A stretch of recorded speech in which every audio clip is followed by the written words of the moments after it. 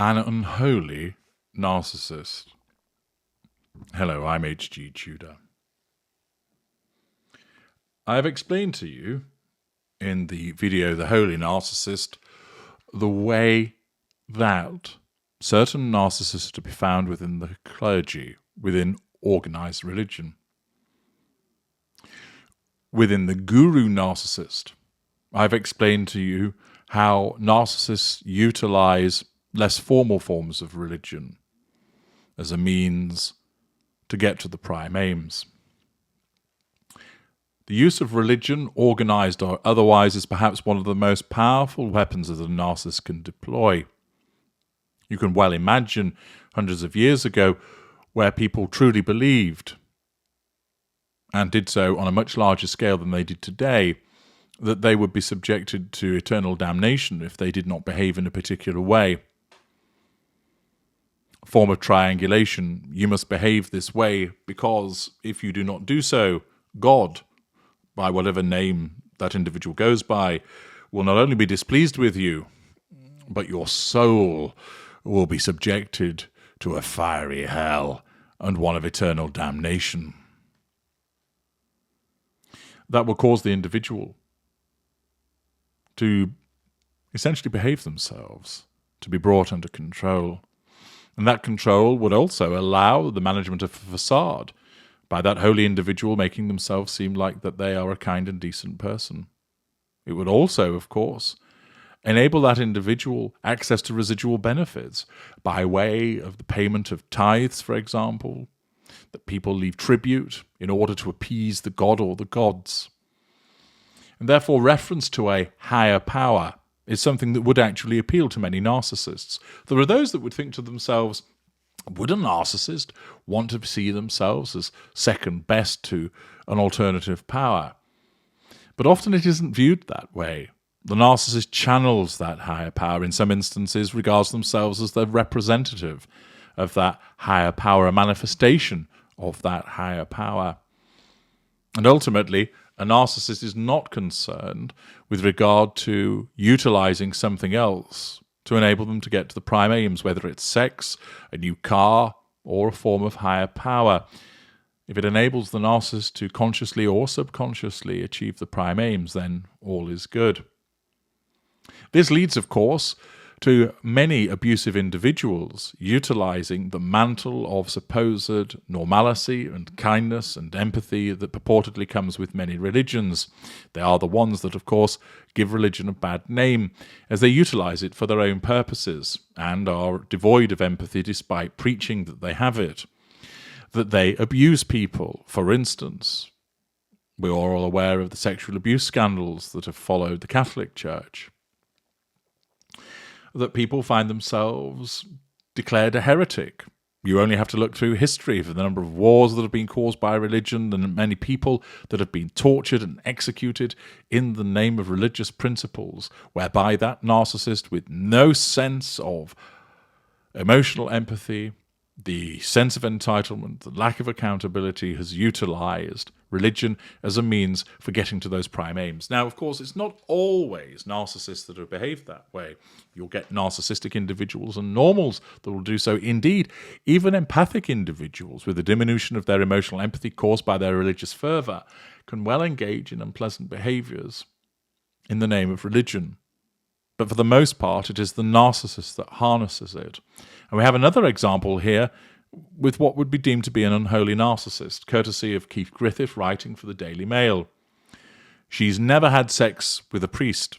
Texas Mother Superior's attorney slams unholy bishop's claim that she violated her vow of chastity with a man of the cloth as $1 million lawsuit pits convent against diocese.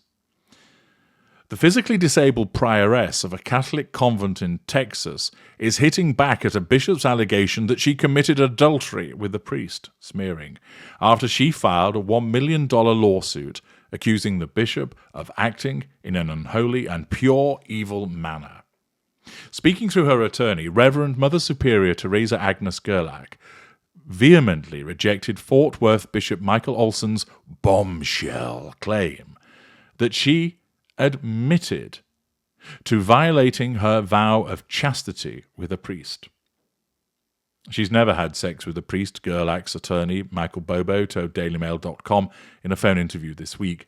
I can absolutely categorically deny that she's ever had sex with a priest, and she's never admitted to any such thing. Bobo suggested that there might be more to Olsen's recent use of threat to shut down Gerlach's monastery than meets the eye, noting that the property in Arlington is owned by the Discalced Carmelite nuns religious order rather than the diocese. He could arguably have the monastery shut down, and that piece of property, which is worth about $22 million, residual benefit, could become part of the diocese, the attorney said. Diocese spokesman Pat Sverkina denied Bobo's claims in a statement to DailyMail.com, saying his accusations are false and unsupported. Denial by proxy. The saga first emerged in a lawsuit filed by Gerlach and her convent earlier this month in Tarrant County Court, naming Bishop Olsen and the Diocese of Fort Worth as defendants. In the suit, Gerlach accused Olsen of storming into the monastery of the Most Holy Trinity, which she oversees, lack of boundary recognition, interrogating her, lack of boundary recognition, sense of entitlement, and the other sisters, and seizing the phones and computers they used to run the convent, asset appropriation, assertion of control. Gerlach, 45, has severe chronic health issues and is confined to a wheelchair, and has lived in religious seclusion at the all-female monastery for the past 25 years, her attorney said. She was still under the influence of fentanyl from a surgical procedure when Olsen entered the convent to grill her, cross-examination as a form of manipulation, as part of his investigation, she said in a sworn affidavit. The lawsuit does not describe the nature of Olsen's purported investigation. In response to the suit, the Diocese of Fort Worth issued a statement sharing allegations that Gerlach had committed sins against the Sixth Commandment and violated her vow of chastity with a priest from outside the diocese. Lack of confidentiality, absence of boundary recognition, smearing. The statement said that Olsen was conducting an ecclesiastical investigation into the report of the grave misconduct under church rules, also known as canon law. In the Catholic Church, the sixth commandment is, "Thou shalt not commit adultery," and forbids sex outside of marriage. Catholic priests and nuns are forbidden to marry and take vows of celibate chastity. In a court filing viewed by DailyMail.com, the diocese asked for the suit to be dismissed, nullification of threat to control, and alleged that Gerlach is committed to violating her vow of chastity with a priest. Bobo slammed that assertion as false, saying that Gerlach has not made such an admission, and that she does not even know the specific allegation against her. "We don't even know what the allegation is, and we've asked," said Bobo, adding that he had repeatedly asked the diocese, "Tell me, what you think she did? What is the crime or the sin you think she's committed? What led you to that belief?" The bishop just decided to lob this bombshell out there, use of the narc bomb, and for the life of us, we don't even know what the specifics of the allegation are, use of vagueness. But I can absolutely tell you, she's never had sex with a priest, the attorney said. They are the ones that put the allegation that she had sex with a priest out into the public forum. All of our filings prior to this never mentioned anything about that. Facina, the diocese spokesman, did not respond when asked to comment on the specific nature of the sexual misconduct allegations against Gerlach. In one of the only clues offered in court records, a letter from Olsen to a sister at the monastery makes reference to a canonical warning he issued to Gerlach, apparently forbidding her from using cell phones, prescriptive behaviour, nullification of threat to control. Texting enables her sin, the April 28th letter states, quoting Olsen's own text message to a nun he had apparently tasked with monitoring Gerlach's communications. Hypocrisy. At the heart of Gerlach's civil claim against Olsen is the assertion that the local bishop has no authority over the Discalced Carmelite nuns, which maintains the convent on a roughly 72-acre property. "We are not, and have never been under the control of the bishop of the local diocese. We answer directly to the Pope," said Gerlach in the affidavit. "I was stunned when Bishop Olsen, for all intents and purposes, forced himself onto our peaceful community," she added. The lawsuit states that the Carmelite nuns are a cloistered order of women dedicated to a life of contemplative prayer, who attend Mass each morning and then gather 7 times a day to chant the Liturgy of the Hours. The rest of their day is focused on contemplative prayer, the silent, loving person-to-person relationship with Jesus Christ, a living prayer for the benefit of others, the suit notes. According to the lawsuit, Olsen first entered the convent on April 24th and brought an unidentified forensic technology specialist who confiscated Gerlach's personal cell phone, iPad and laptop computer, asset appropriation, lack of boundary recognition. The suit notes that the devices were used to run the business of the monastery, and without them, the nuns are unable to pay bills or operate financially. Olsen then spent 2 hours interrogating Sister Frances Therese, who is Gerlach's caregiver and has been at the convent for 46 years, according to the suit. Sense of entitlement, cross-examination. Although I was in significant pain and the influence of medications and feeling very weak, I felt compelled to immediately acquiesce and was subjected to more interrogation, said Gerlach. The bishop knew I had just come back from the hospital and had a surgical procedure.